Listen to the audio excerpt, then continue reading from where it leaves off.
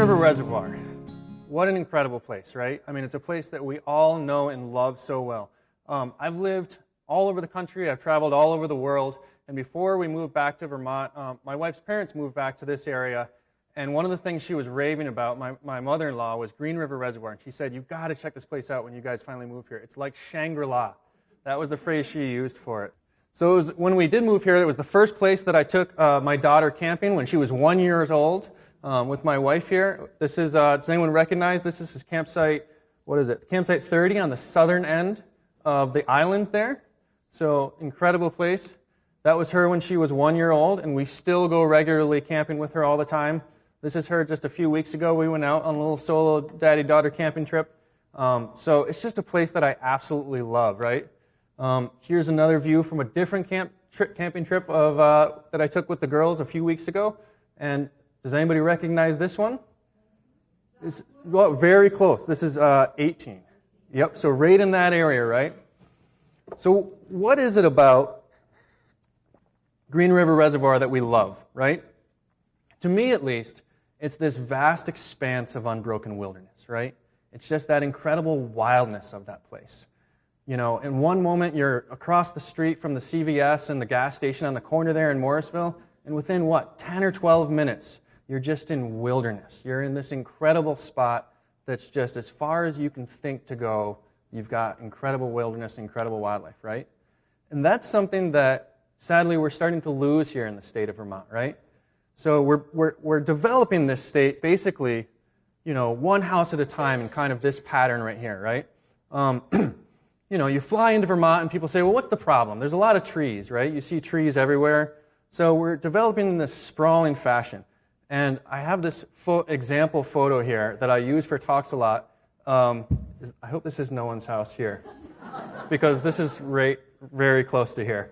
You know, this is kind of the classic Vermont development pattern. I took this picture, by the way, because it's a beautiful house and I love the foliage. But I thought it's kind of a perfect example of this kind of classic, you know, house way up in the woods, big lawn and all that. And we're kind of fragmenting the forests as a result of that, right? So here's my neighborhood here. This is kind of the Stowe Hollow area. My house is right here on the corner here by the covered bridge, right? And this is in 1962. And just to kind of see what's going on to the forest cover here. So that's 1974. So you can see the road kind of starting to go up into the woods. 1980, the road's going up even more, farther into the woods, right?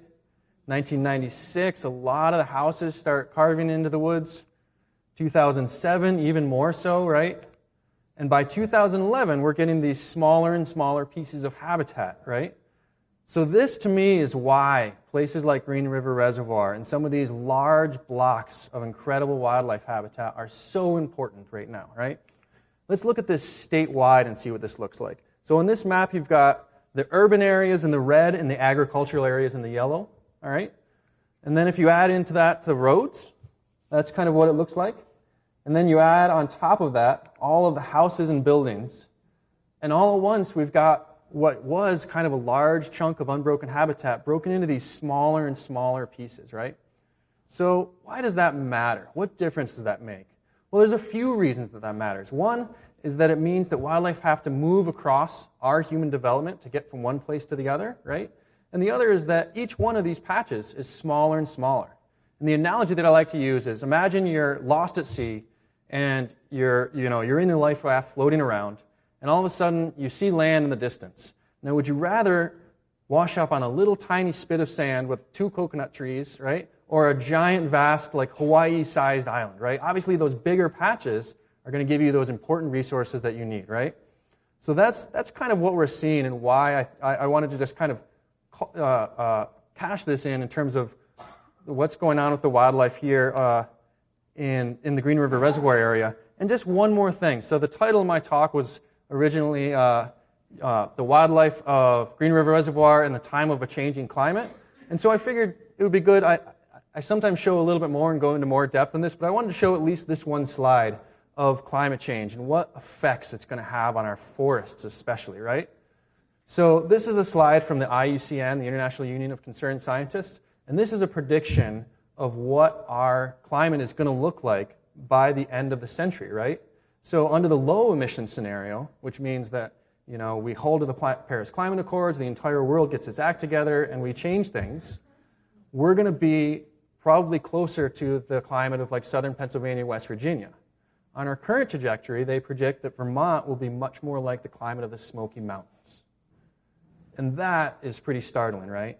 What's that going to do to the patterns of flora and fauna, the fish, wildlife, plants, all the things that we have here in the state? That's going to have massive effects on them, right? And while our forests are moving southward, kind of metaphorically, we've got things like these little buggers moving northward. Just this week, I don't know if folks heard of the news. Does anybody know what this is? Emerald ash borer, right, exactly. And just this week, they announced that they found this in Grand Isle County, too, all the way across the state from where it had previously been found. So basically, it's got us surrounded, right? 5% of our forests are ash trees, and we're predicted to lose probably most of those pretty quick, right? Wow, this is kind of a bummer start to this talk. I did not mean for it to be this way. Let's turn things around a little bit, all right? So, one of my favorite species. I'm going to go in a few of kind of the iconic species that I personally just love and would love to see in this case. I haven't seen a bear near Green River Reservoir, but just love about that place. So bears, obviously one of my favorite species. I did my master's degree out in the Yellowstone area, working mostly on grizzly bears, but also on black bears a little bit too. So this is really an animal that's close to my heart. I love this photograph. People have told me this looks like a prom picture before, where it's like looking around the tree there. So black bears, they're just an incredible animal. This is some video from Killington. They're this incredibly intelligent, opportunistic omnivore, right? Meaning that they eat all of the same things that we eat. They're really long-lived. So Ben Killam is a researcher in Lyme, New Hampshire that we work with quite a bit. He's a bear rehabilitator and researcher, and he has bears that he's collared. The last I checked, 30 years ago, he collared the bear, and it's still alive. So they can live that long. But on average, they're going to live about 6 years in the state here, right? I find this really funny because even though she's your mother, she's still a bear, right? So that's got to be a little daunting, a little scary when your mom is kind of wrestling around with you and she's a bear. A little bite to the butt there. I love that part, right? So one of the cool things about bears is their incredible sense of smell, right? Their nasal mucosa area, their nasal, their kind of nose area is about 100 times larger in size than ours, right? So that means that, by and large, their sensitivity to smell is proportionally that much better than ours. They've said that there's some research that indicates that bears have about 7 times greater sense of smell than a bloodhound, which is the dog that's used for tracking, the quintessential tracking dog. They've got the keenest sense of smell in the animal kingdom, and some estimates say that they can smell food up to 20 miles away, which is pretty incredible, right? Polar bears up in the Arctic have been known to track seals. They've followed seals from 40 miles away. So just unbelievable, incredible senses of smell, the likes of which we can't even imagine. I love that scratching the leg. It looks so human-like, right? The other thing about black bears is that they're a forest species. So if you look at this map of the North American range of where you find black bears, right, by and large, it's where you find forests. It's where you find large tracts of mostly unbroken wilderness, right? So the eastern forest, the Appalachians, and then kind of the Rocky Mountains on the west coast, and then once you get up into Canada. And then here in Vermont, it's kind of the same thing. So if you overlay, this is where our large forest blocks here are in the state, and where bears, I think this is 2016, where bears were harvested in the state of Vermont. You can see it really kind of overlaps almost exactly with some of the larger forest areas, right? Bears have home ranges of up to 100 square miles, meaning that some of these places like Green River Reservoir are incredibly important for them because they need that much space. They need incredibly large areas of space. Why do they roam so much? What are they looking for? Well, mostly it's this, right? Bears are following their nose. Or bears are following their stomach. They're using their nose to follow their stomach. And their stomach is leading them to things like this, these incredibly important food sources. One of the biggest and most important for bears is this right here, beech nuts. You can see on the right here, all of those are the bear scars from the bear climbing the beech tree season after season after season to get these nuts. And you really need these mature, large growth beech trees in order to produce these nuts, right? They're not generally produced on the smaller beech trees. So a few of the problems with that, one of them is that we're starting to lose that, as we saw. And the other is that there are things that are kind of pushing up in the forest like this, right?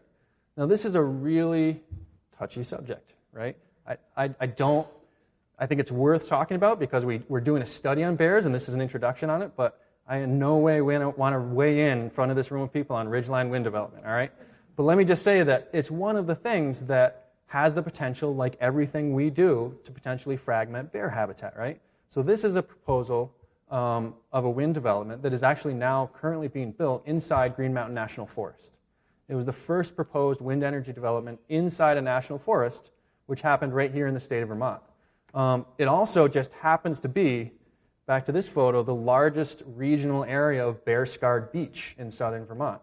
And so when we, as the Fish and Wildlife Department, did an assessment of it, we opposed it on the grounds that it was going to decimate that bear habitat. We were overruled, and as a result of that, they ended up funding a study on bears. And so right now we're radio collaring black bears down in far southern Vermont. This is a living 1.5-year-old bear, so not a cub, a yearling, I guess, that is tranquilized, that we're putting a collar on the mother of this one, right? So this is kind of a cool study that we've got going down here. Basically, we're looking to see what effect is this going to have, right? This fragmentation of the forest, in this particular case, on the bears. So here's a little video of us going in. Every year with our collared bears, we check the collars, right? So this is a bear that's down in his den. They put the jab stick down to tranquilize it. And then they put something over it, like a backpack or anything like that, in order to calm the bear down. But in this case, something interesting happened. So the bear grabs it, and it gets better. So he has a little tug of war with the bear here, right? He thinks that they've jabbed it and the bear's going to go down. And the bear decides, I've had enough of this, I'm out of here.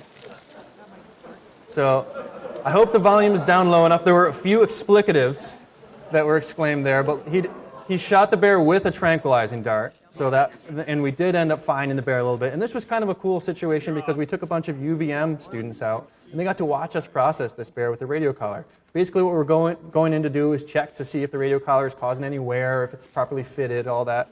And then afterwards we kind of rebuild a den and put it right in there, right? So this is all the students rebuilding that den, right? But we're basically trying to see what effect is this wind farm going to have on the bears. Will they come back and feed around these trees afterwards with the wind energy continuously going? Will the maintenance of all that push them out? One of the most fun parts about this, and I don't mean to dwell so much on this, but this is really fun, is that when you go in for the cubs, when you're tranquilizing the mom, the sow, to check out the collar, you have to take the cubs out because she might roll on them when she's tranquilized and smother them, so you have to grab the cubs out. Cubs don't have much body fat. They depend on their mother. And so what you have to do is this. Stick them down inside a jacket, right? Big yawn. This is in the middle of their hibernation season, right? Looking right out there. So really kind of a fun aspect of what we do. Every day of our job is not cuddling with bear cubs. But as far as I'm concerned, if you get one day in your career where you get to cuddle bear cubs, you got a pretty good career, right? So as I mentioned, but one of the things they're contending with is this type of effect, right? So this is actually right here in Stowe. This is not going to end badly, all right? But this is some footage that was shot right in front of traps, so right on the hill going down to traps. But a couple of bears that were treed and a bunch of people crowded around them, and we got the people to leave, and then NECN, New England Cable News, got this really nice footage that they let us use. But that's what bears kind of have to contend with. Remember we talked about that fragmentation of the forest and how we're getting into smaller and smaller pieces? When you're going from one place to another, it's more roads you have to run across, right? It's more lawns that are not habitat where there used to be forest, right? And the more we stick our homes up into bear habitat, the more we get this kind of stuff. So Greg, these are the photos I was talking about before. So this is pretty incredible how resourceful bears are, right? Look at that. That is just amazing. So this is among the few sets of photos I didn't take in this. This is from Ontario. This was sent to us by, I think, Ontario, what's it called? The Ministry of Natural Resources, a little different from our title. And there he goes. And he's on it, right? So this type of stuff is the reason why we really recommend that people, and bear country is pretty much everywhere right now in Vermont. Bear country is everywhere. It's not just in the woods. Even right here in town, you're very likely to have bears in your backyard. So this is why, especially, we work to try to not have bears become nuisances, right?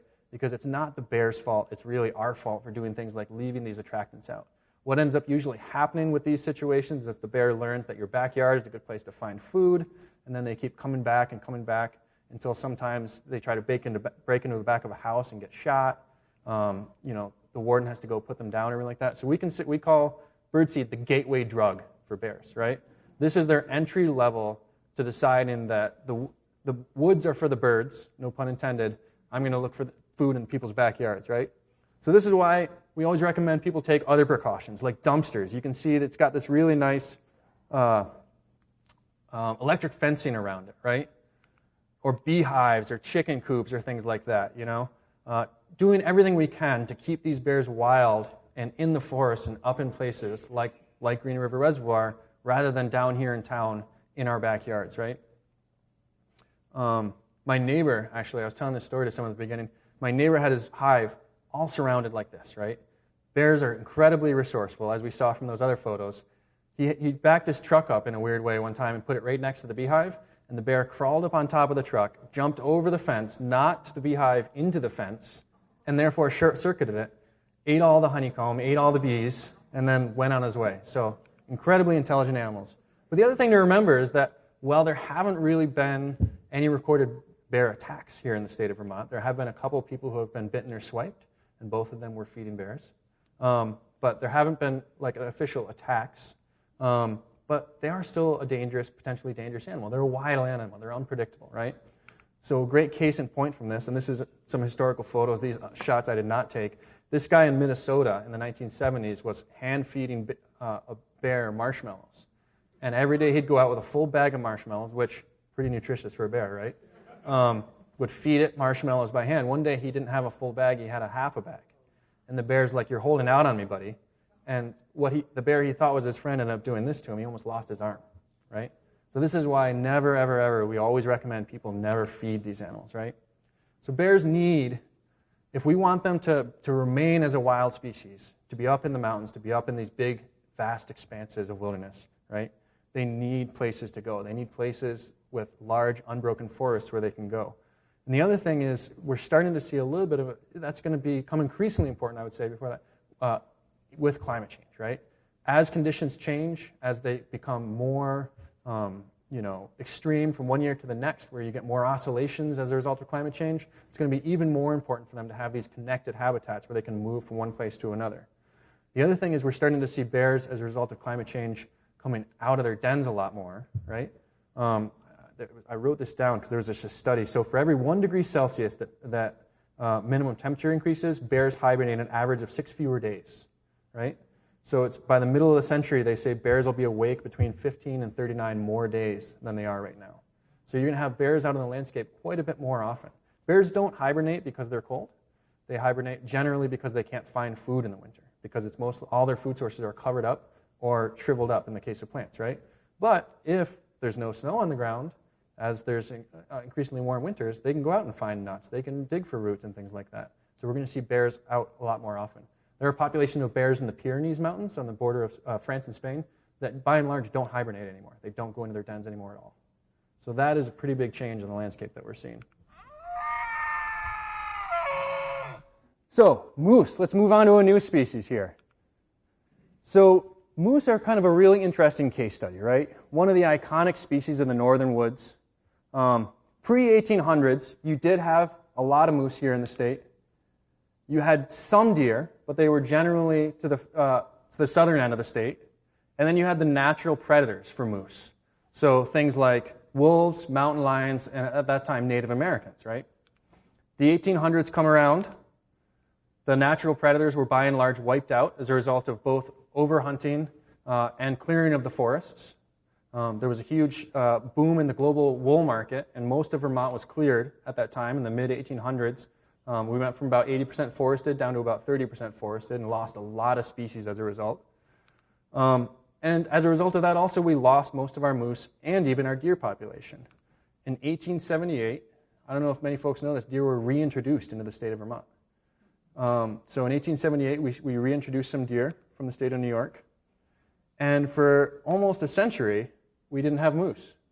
The first moose that I know of, I think, was spotted in the state in 1956 when they re-entered. But really it was the 1980s that they started seeing them with some frequency, right? This is a pretty incredible part of the story. Within about 20 years, moose had become pretty severely overabundant. there were probably more moose in the state of Vermont in the year 2005 than there have been since the last ice age, right?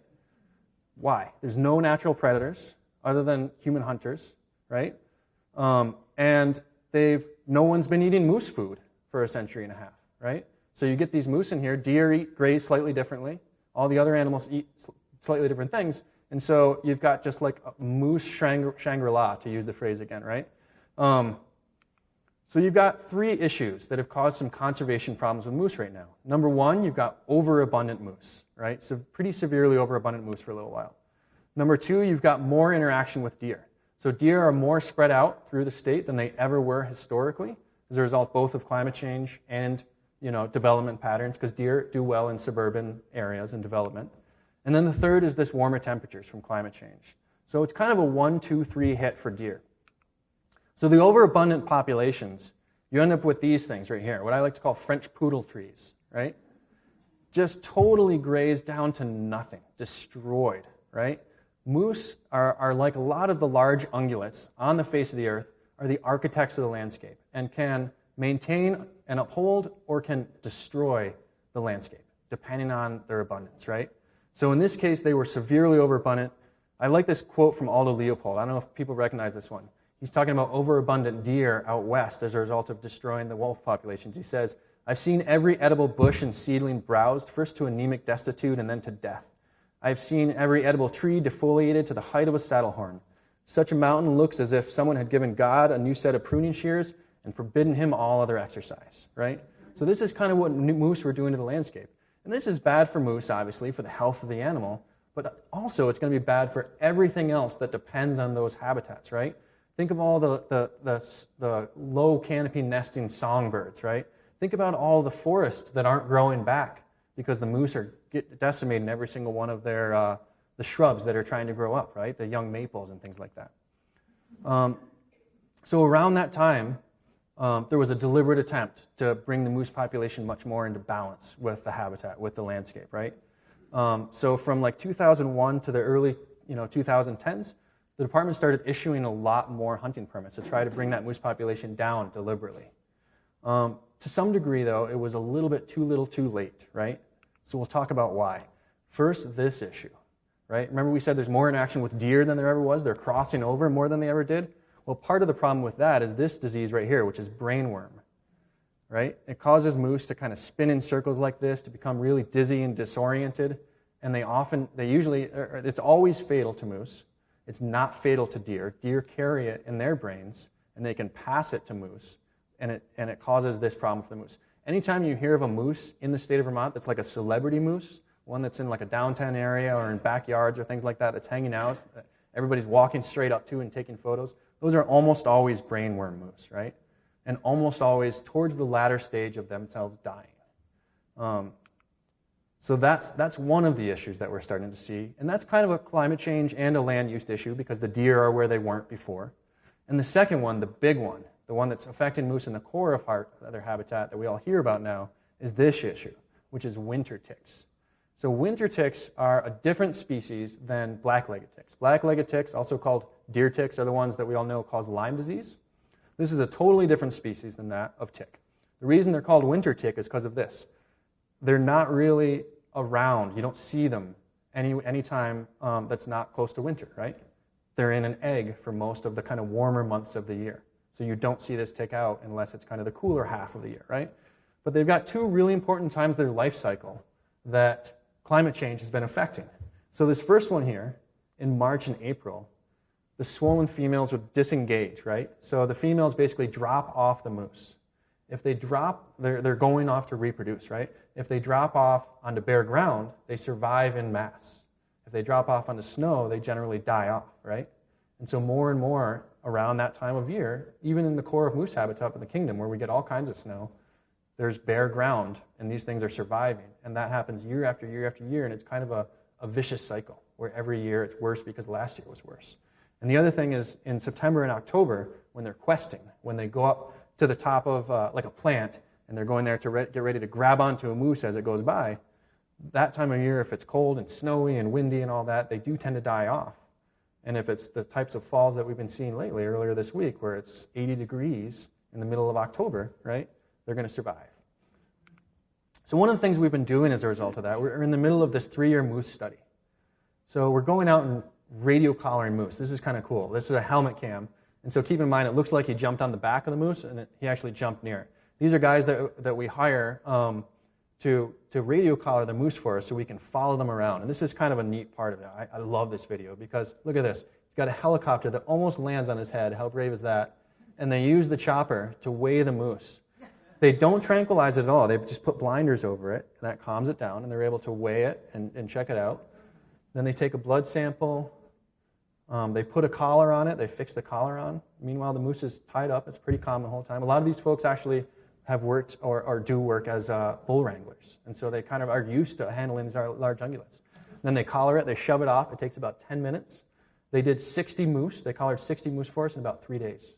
So pretty incredible, right? But we've got these moose, and the big reason we want to collar them is because we want to follow them to the end of their life. Because moose are dying off, as we know, as a result largely of these ticks. We want to see, okay, what's actually causing them to die? What kind of habitats are they using? Where are they moving? Where are they going when they die? When the moose sends out a mortality signal, which means that it hasn't moved in a little while, we go in and we check it out and we do a necropsy on it. We want to see what was the cause of death.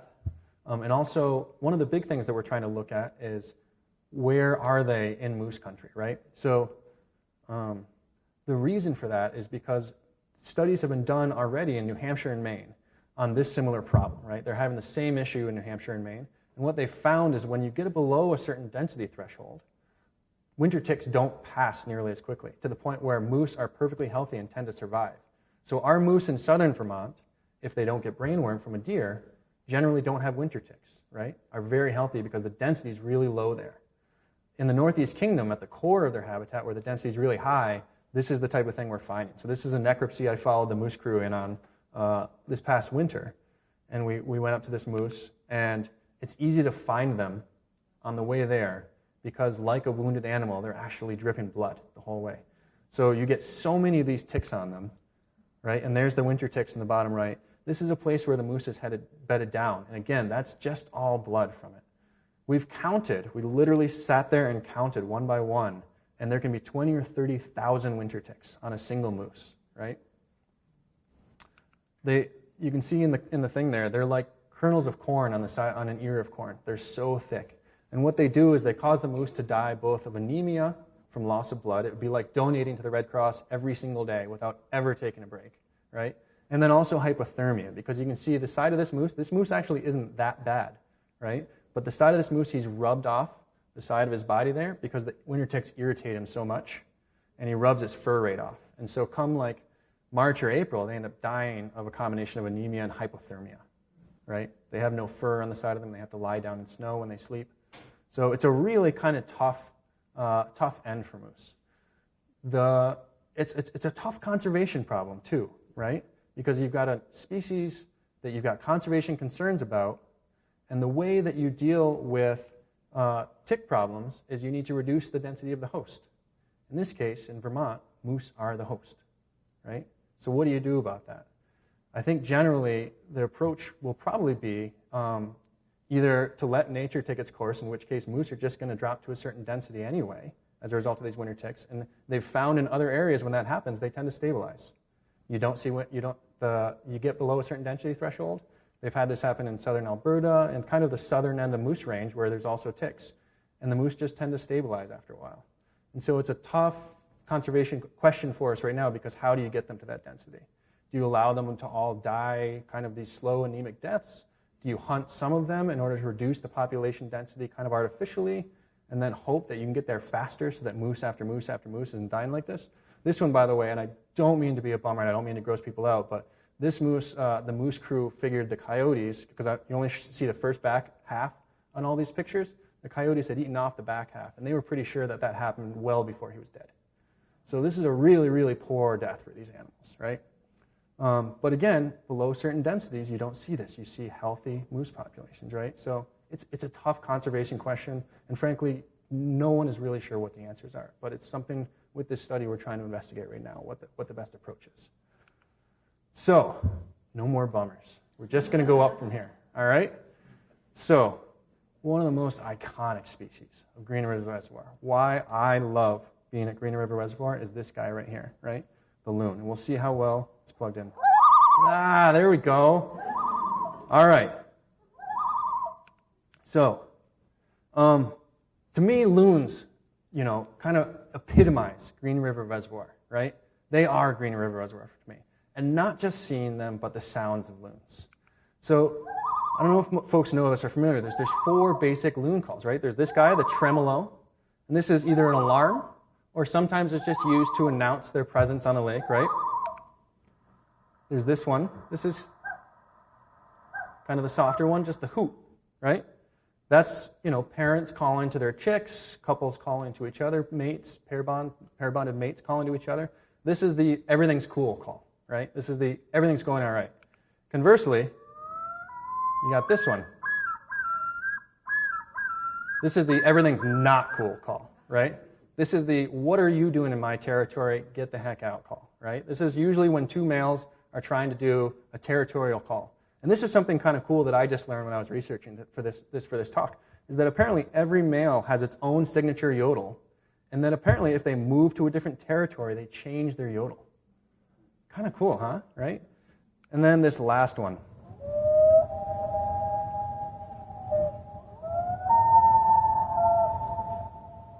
Doesn't that just take you to Green River Reservoir? I love that. I could listen to that all day. So that's the wail, right? That's the classic loon call. That's the one that people have equated to like the howl of a wolf.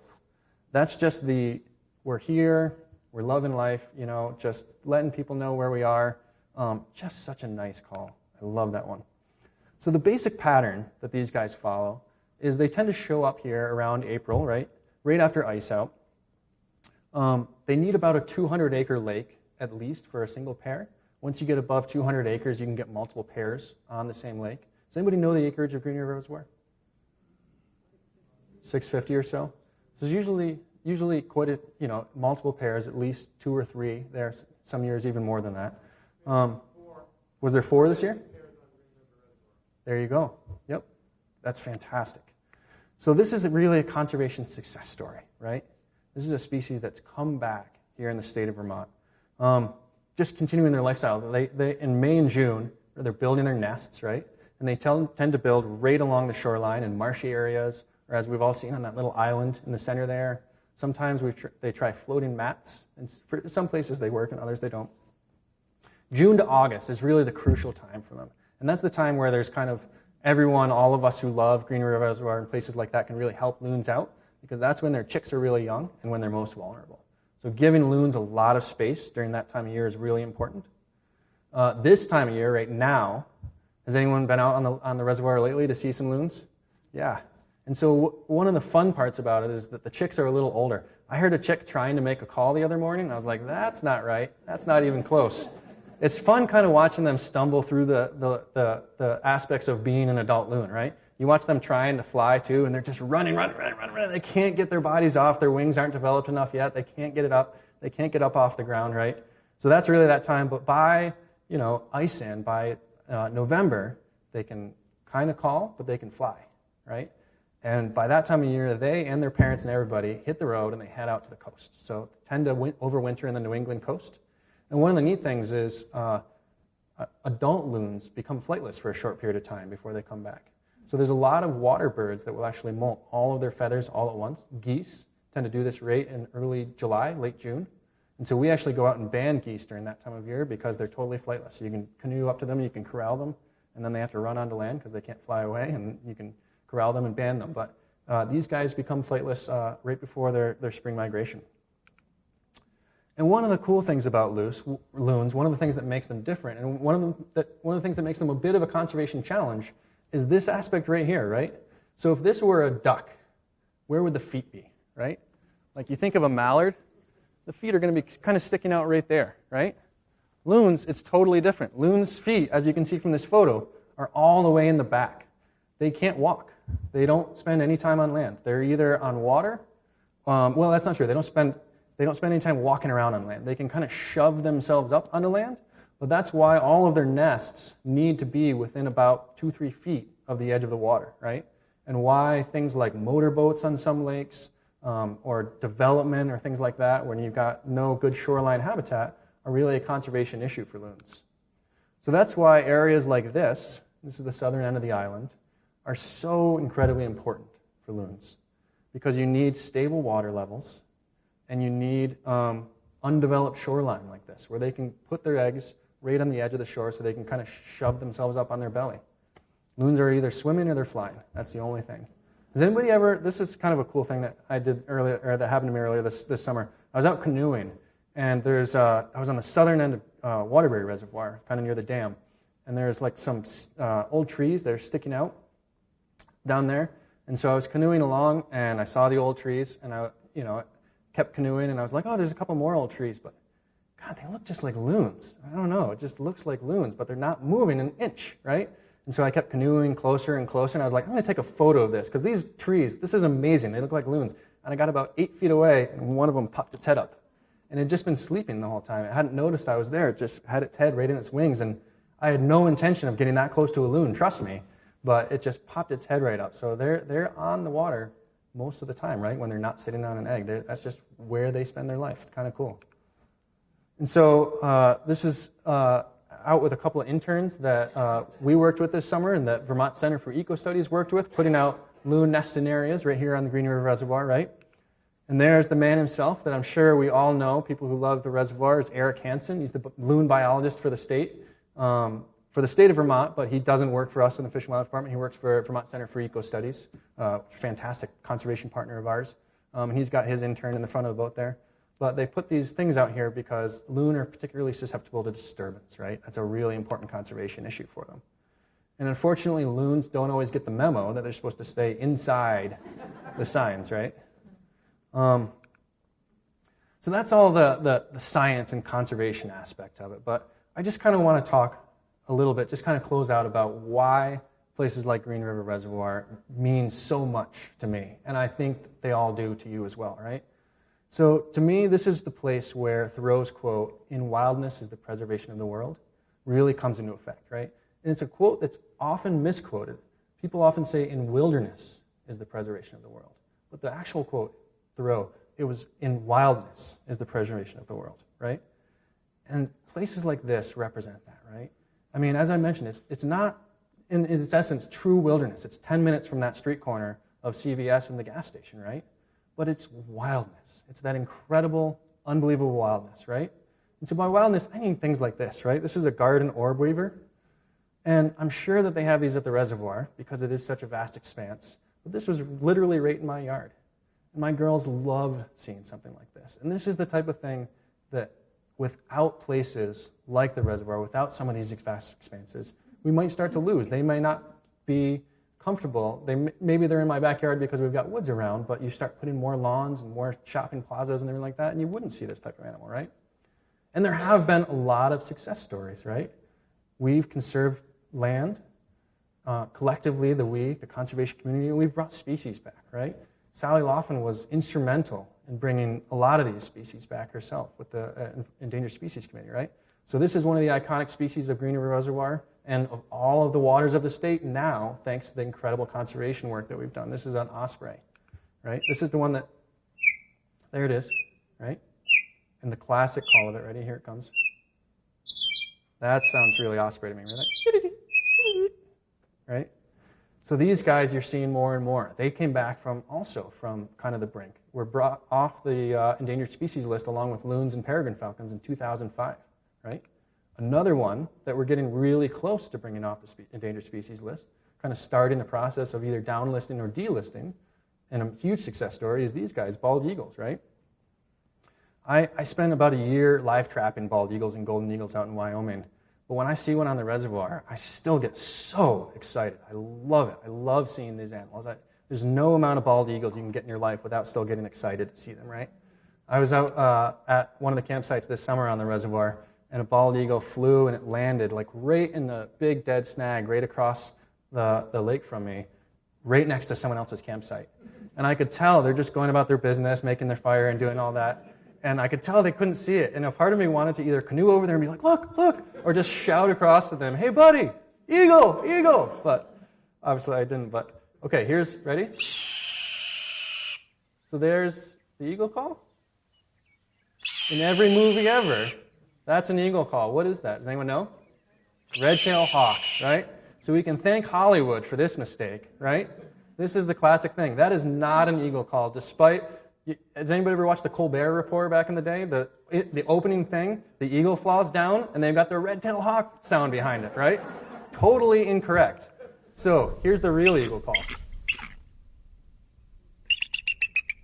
So you can imagine why in the old Hollywood you got John Wayne on the back of his horse going across the Old West, and the eagles are soaring overhead, and then you hear... kind of takes away a little bit from the swagger of it, I would say. So that's why they stuck the red-tailed hawk in there instead, right? But yeah, I mean, it's incredible to me that we've gotten to the point now where you're seeing bald eagles regularly on some of these places, the inland places like Green River Reservoir or Waterbury Reservoir, right? You got, to all of us, these are places where you finally get to slow down a little bit, right? Where you get to just enjoy things at the speed of a paddle stroke. Just incredible and so necessary for all of us.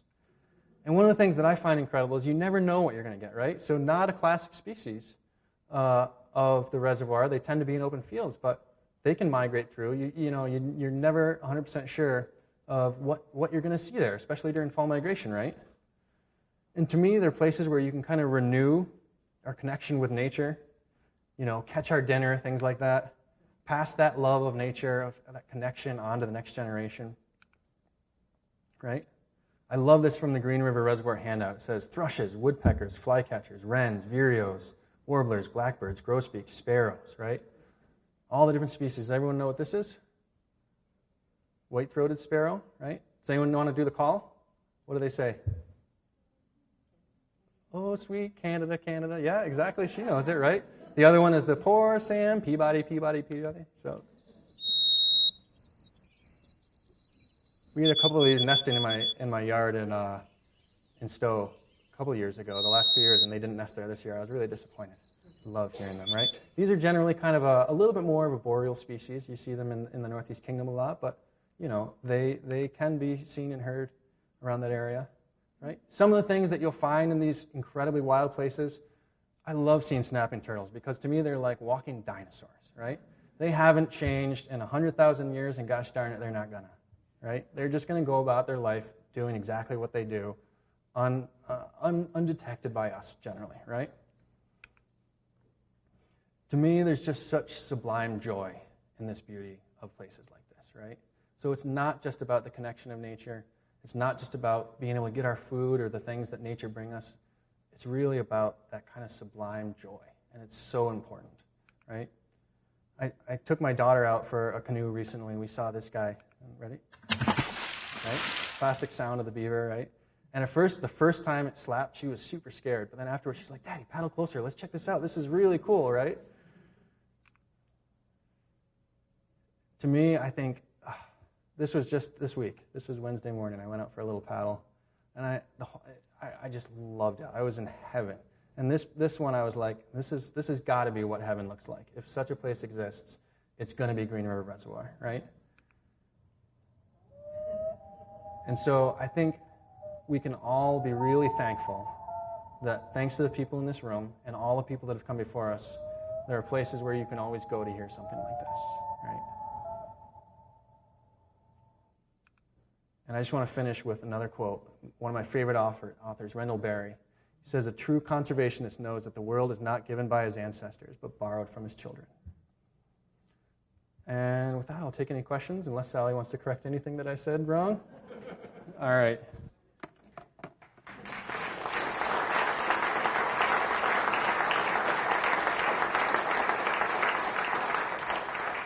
Let's leave that guy up there. I don't embarrass my kids. Yeah. One species that's seldom seen, but I always love when I hear it when I'm camping there, is the coyote. Do you have any? I mean, that's controversial stuff now. Sure. Do you want to have some comments about the coyote? Yeah. You mentioned briefly Yeah. So eastern coyotes are a relatively new species to the state, and by relatively I mean maybe 60 years. They migrated they're generally native to the southwest of the United States, as I'm sure you all know. And they migrated in basically because there was a hole that was needing to be filled. The large natural predators have been wiped out. There were very few bobcats. There were very few bears, and there were no mountain lions or wolves, and coyotes are very opportunistic, and so they moved in. At the time, they've currently bred a lot with eastern timber wolves. I might be wrong in calling them eastern timber wolves. I know that they always change the different names and what is a species and a subspecies, and I haven't looked into that recently, but I know that our coyotes have bred a lot with wolves from Canada and are quite a bit bigger than the coyotes that you'd find in the southwest. So a coyote in the southwest might be 25 or 30 pounds.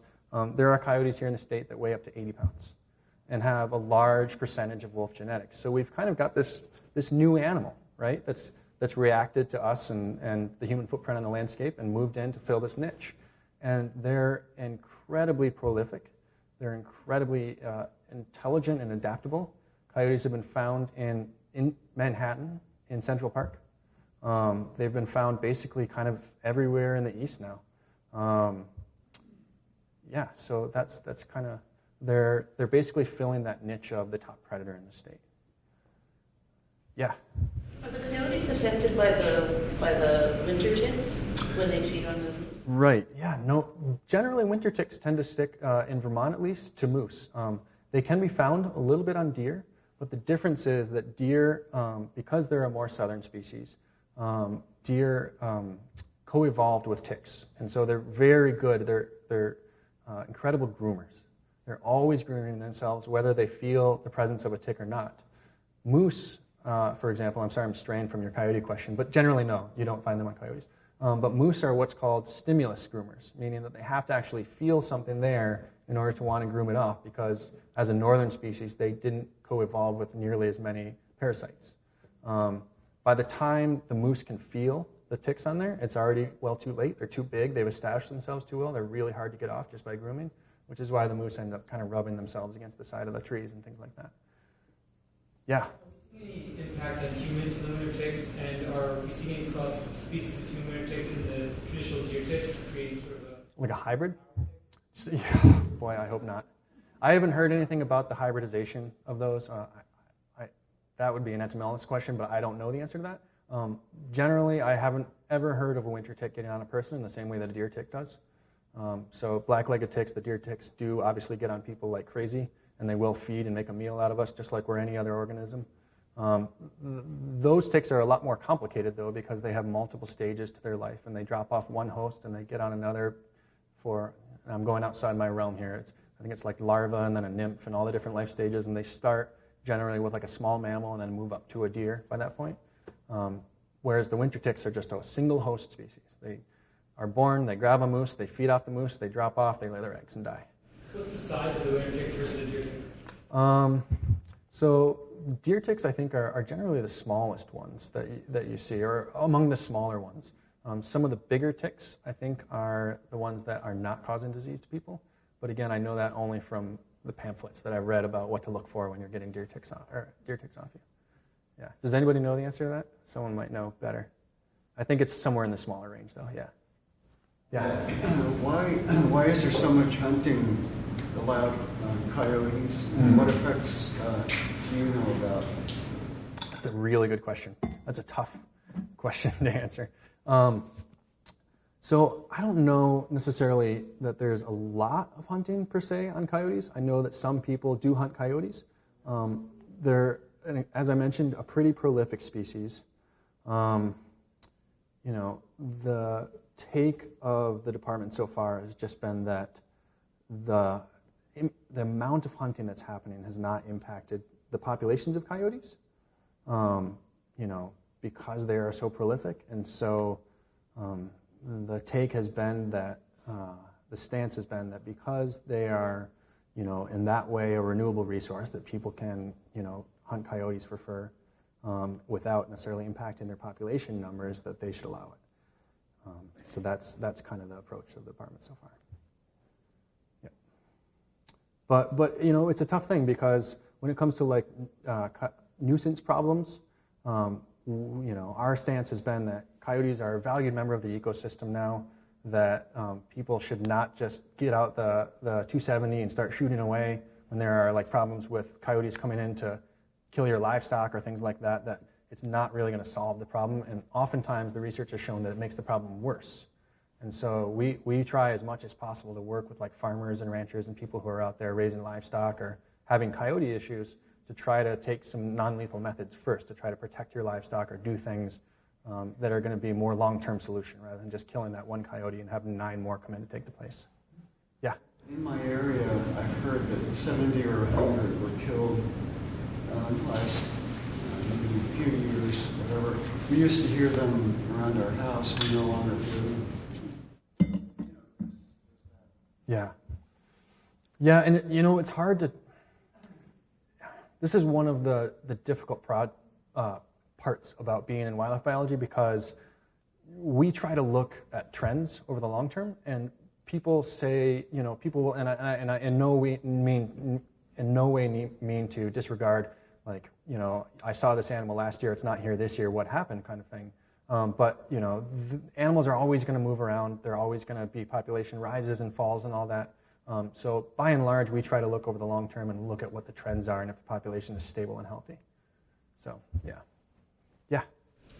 Couldn't really talk about wildlife in Vermont without at least mentioning beaver. Yeah. So I wonder if you could just talk a little bit about that tension between the way beaver want to control things and maybe humans? Yes, and that's a great question, and that is one of the central. I could talk about this for an hour. I love this. I find this topic fascinating. That's one of the central tensions, really, of wildlife management, really, in Vermont and in the Northeast, because beaver, this whole region of North America was by and large colonized by people looking for beaver, right? In terms of European colonization. I don't mean to imply that there weren't Native Americans here, obviously. But it was colonized by people looking for beaver. They totally wiped the beaver out of Vermont by the year 1700. So we had no beavers in the state as a result of totally unregulated trapping by 1700, right? So right around then, in the mid-1700s, we had this huge population boom. Our population went from 3,000 people in the year 1760 to about 150,000 just 30 or 40 years later, right? So massive population boom, and all of these people came in after beaver had left, right? Before, there were, I think it was 200, there were some areas where there were 200 dams per square mile in the state of Vermont, right? So you can imagine what Vermont looked like prior to European colonization. It was basically, by and large, forested wetlands, right? They were the architects of the habitat. They were driving everything. They get totally wiped out. People come in. We put all our roads, our bridges, our houses, our septic systems, all of that on the landscape, really without beavers here, right? In the 1920s, the department reintroduced beavers into Vermont. And by the 1940s, there were tens of thousands of them here in the state. And since then, we've kind of been paying the piper for that 300 years of not having beavers here for where we put everything. Because now they're causing all kinds of havoc, like just doing what beavers do. I mean, they're a rodent, and I don't mean that to demean them. They're in the family Rodentia, and that means that they're going to be incredibly prolific. If there is beaver habitat, beavers will be born, beavers will go fill it. And they'll build dams, and they will flood things, including roads and houses and septic systems. And so, but at the same time, our stance is that they are one of the, if not the most important species in the state in terms of creating habitat, So you got to balance that of, hey, there's a beaver that flooded my septic system, that flooded my road, come kill it, come get rid of it. It's like a mouse or a rat to me. It's a nuisance. I want to get it out of here. With this, no, these are incredibly important species, and we need to create spaces for them. And so again, back to my plea for why vast expanses of working forest, of landscapes that are conserved are so important, is because we need to make spaces where no one's going to be bothered when the beavers build a nest, or build a dam, I mean. So, but that's a great question. And sorry, that was a really overly long answer. Yeah? What is expected to come into Vermont as the climate comes out? Well, we're already seeing a few. So possums are a newcomer to the state. Possums are poorly adapted to Vermont winters. So most of the possums that you see, sad little buggers, are really frostbitten. So their tails have no fur on them, their ears have no fur on them. And so when you see possums around here, whether like dead on the side of the road or anything like that, their ears are either badly frostbitten or usually frostbitten half off, right? But they can make a go of it. They're here, they can reproduce, they can survive somehow. We just in the last few years saw black vultures, which are a new addition to the state. We have turkey vultures that are a pretty common bird, but I just heard a few years ago that in terms of what else we're expecting to see, I think time will tell, but I think that you're going to see more and more species moving up, and you're going to see, gray squirrels, that's true.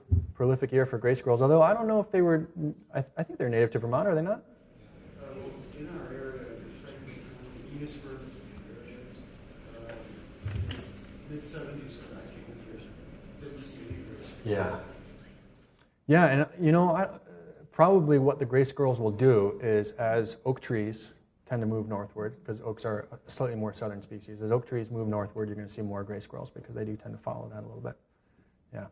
Does someone else have a comment? Wild hogs. We don't think so right now. People sometimes do spot hogs that have gotten out of like a pen or something like that. So not wild per se, but just domesticated hogs that get loose, which can sometimes go feral and produce wild hog populations. But we really work hard to try to make that not the case. There are over in New Hampshire. One of the things that we passed for that actually is we got rid of the canned hunting things and said that you're not allowed to import wild hogs into the state of Vermont anymore. So that was a rule that's just been passed since in my short time in the department in the last 5 years. But yeah, they really decimate the ecology of places. Yeah? What about bobcats? Do you have any comments about bobcats? Yeah, really elusive species, but surprisingly abundant here in the state of Vermont. So a species that not a lot of people are going to see, but like trackers and people like that are going out looking for them, they're quite abundant here in the state of Vermont. I don't know necessarily, I know that their populations are stable right now, but I don't know necessarily if they were one of those species that was really low in like the mid to early 20th century. I assume probably because they're more of a forest-loving species. You don't really find them in places that are just agricultural fields and things like that. So I'd assume as the forests came back from like 1850 through 1950, they probably came back with it. Yeah, it's a good question. What's your department's highest priority right now? I would say forest fragmentation is our biggest. I'd say that's why, when we talk about some of these places where, I think if there's no other takeaway from tonight that people remember 5 and 10 and 15 years later, remember that healthy and connected habitats are going to be the key to conserving wildlife in the face of climate change. Wildlife are going to need all of the resources that they need, and they're going to need to be able to get from one place to another to get them. So we work really hard with the State Transportation Agency to create like wildlife underpasses. We haven't done any overpasses like they have out west, because those are incredibly expensive and really for like large migrating ungulate populations like pronghorn or elk or things like that. But we do a lot of wildlife underpasses, and we actually just saw on one of the game cameras on them a lynx down in the far southern end of the state, all the way across from where core lynx habitat is, using one of them. And it was one that was built specifically to allow wildlife to underpass. So hooray for that. I mean, it seems to be working. But yeah, just creating a permeable landscape where wildlife can move from one area to the other freely is I would say, probably healthy and connected habitats. Yep. Yeah. I know supposedly the catamount no longer exists in this state. Sure. But about 5 or 6 years ago, I saw a cat on my right of way. That was the biggest cat I've ever seen. Sure. It looked like something out of a zoo. It was tawny, it was huge, and it had a big, big tail that looked down and back up. Right. Do you know of any large cats in the state? We do have 2 large cats that are native species in the state that are bobcats, which obviously don't have that long tail, and lynx, which also basically are just bobcats twins with longer legs that also don't have that long tail. So in terms of this is a great question. We get this a lot. So we we never say that there are no catamounts in Vermont. In presence-absence studies, which is what that is it present, isn't absent, you can prove presence, you can find the animal, but you can never prove absence. Like, we don't know that there are no catamounts in the state of Vermont. There are catamount populations that are within, potentially, the wandering range of a male catamount. They can go incredibly long distances. The thing is, we've never detected one. And so when we get catamount reports, we go out and we follow up on it. We look for tracks, we look for scat. Obviously we talked about permeable landscapes and allowing wildlife to move from one place to the other. The nice thing about roads is they are a little bit of a survey of what's out there, right? Because if an animal is out there and moving around the landscape, it's going to get hit by a car eventually. And you're going to find it that way. And thus far, that has not happened in the state of Vermont. And so all we can say is that we have never detected catamounts in Vermont since the last one was shot in 1887, somewhere in that range. There hasn't been a detection since then. There was that one that was found in Connecticut that came from South Dakota. And they don't know how it came through. It very well could have moved through Vermont. It more likely, they think, moved through the Adirondacks to get to Connecticut before it was, as I said, hit by a car. So, it is kind of this morbid survey of the wildlife of the state of Vermont with everybody driving their vehicles. So, yeah. Pine martens in the state? Yes, we do. So we have two populations in the state, in southern Green Mountains and in the Northeast Kingdom. They were reintroduced into Vermont. They're the most recent kind of intentional reintroduction of a mammal in 1989. So just, 30 years ago or so. They weren't detected for a long time after they were reintroduced. It was quite a few. I think it was about 130 or so that they brought in from Maine and New York. And they weren't detected for quite a long time. And then just over the last 10 years or so, they've been detected quite a bit. There are geneticists that are trying to figure out, is this the original population that we reintroduced that have just been here undetected this whole time and we didn't notice them? Or is this population's migrating in from neighboring states? Does everybody know what a marten is? A pine marten? Yeah, they're the second largest member of the weasel family behind fishers. And the thing about martens is that they're a core habitat species. They'll be up in the mountains, away from roads, away from people. Fisher, which are their closest relative and compete with them a lot, are a little bit more kind of closer to people, right? So they do have a little bit of a niche partitioning, but they will overlap a lot, and fisher will feed on them. So one of the things that we've found, and this is kind of wading into the controversial areas again a little bit, is that in areas that are heavily trapped for fisher, we do find that those tend to be a little bit refuges for martens because the martens are not killing them, and therefore that's the areas where we found that they're turning up the most, these areas where the fisher population is just regionally brought down a little bit. The problem is fishers were reintroduced in 1956, and they had 30 or 40 years to become established everywhere in the state before the marten came in. So they had a little bit of jump on them in addition to being the dominant species. Yeah? What's their predator? Fishers? Pine martens. So, I think fisher are the only thing that I can think of that would prey on them because they're the only things that could probably get them. I would guess that like a lynx or a bobcat would if it could get it, but it would be really hard for it, I think, to capture it because they're like squirrels. They're so good at getting up in the trees and everything like that. Speaking of predators, though, one of the neat things is lynx, which we do have here in the Northeast Kingdom, a potentially small population of. We're not 100% sure if it's going to be resident. They're not actually a species that's been on the landscape very long. But fisher are the main predator of lynx. So you think of fisher as being quite a bit smaller than lynx, but they actually will prey quite prolifically on lynx when the two overlap a lot. So anything in the weasel family is vicious. Any of the weasels, they are like 10 pounds of fight and 2 pounds of animal. They're just incredibly vicious animals. And I don't mean that in a bad way. I mean, they're like, respect the weasel family kind of thing. So, great. Thank you guys. Is that it? For all you guys? Okay. Thank you guys very much. Have a great night.